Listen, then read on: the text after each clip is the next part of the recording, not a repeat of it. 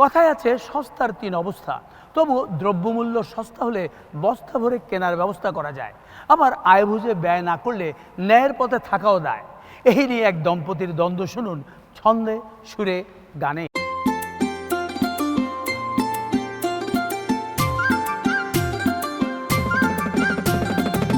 তোমাকে বেশ তো লাগছে, চেঞ্জের দরকার নাই, ব্যাগটা রাখো, চলো দুজন শপিং করতে যাই। আরে অফিস থেকে ক্লান্ত হয়ে ফিরেই শপিং মলে, ফ্রেশ হওয়া নেই, বিশ্রামও নেই, এই কথা কেউ বলে। আরে যতই দেরি হবে ততই ভিড় হবে মার্কেটে, ভালো কিছুই পাবো না আর বের যদি হও লেটে।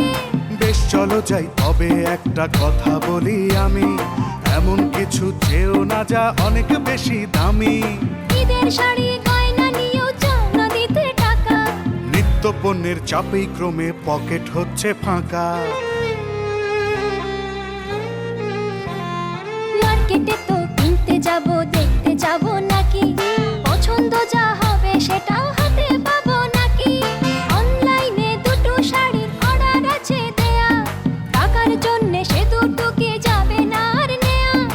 আগে বলে রেখেছিলাম বাড়িয়ে নিতে ছুটি, ঈদে হবে বিদেশ ঘোরা, বলবে সবাই দেখো ওরা কেমন সুখী জুটি।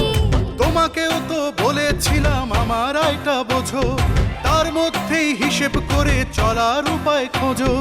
এই হিসাবে চলার মতো অসৎ পথের আয় চাই না আমি, মনটা আমার সৎ থাকতেই চাই।